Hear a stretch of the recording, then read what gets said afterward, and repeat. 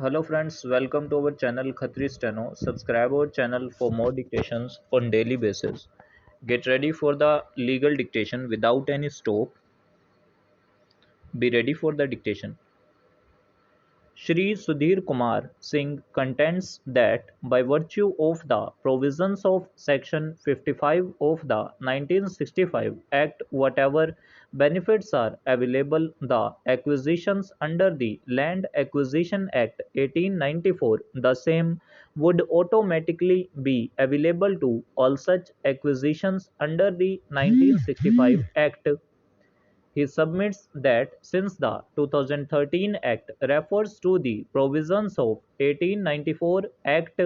and the acquisitions made thereunder and is a beneficial piece of legislation for farmers, then by adopting the analogy of the latest apex court decisions, the provisions of the 2013 Act should also be read as extending the benefits to the acquisitions made under the 1965 Act.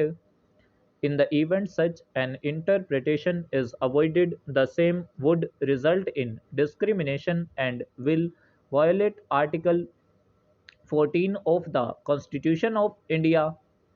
The contention, therefore, is that Section 24 within bracket 2 of the 2013 Act and its implications are also clearly available to acquisitions made under the 1965 Act under Section 28 and Section 32 thereof, read with Section 55.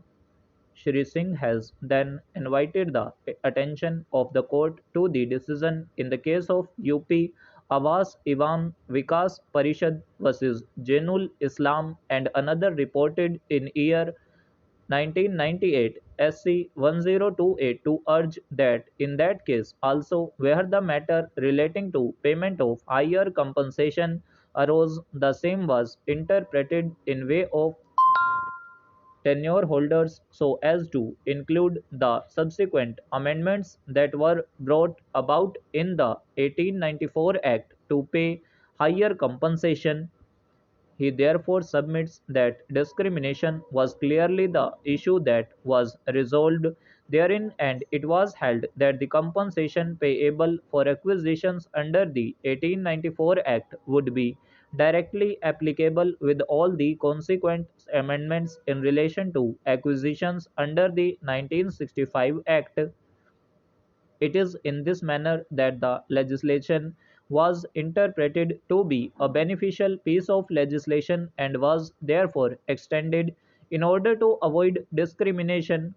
Such analogy should also be applied in the present context of the applicability of the 2013 Act.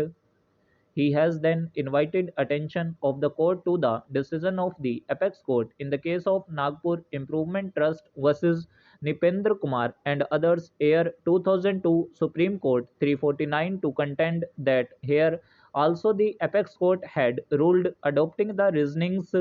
of Jainul Islam's case to hold that by virtue of Section 55 of the 1965 Act, amendments that were brought about in 1894 Act will also be treated to be incorporated for the purpose of extending benefits of higher compensation.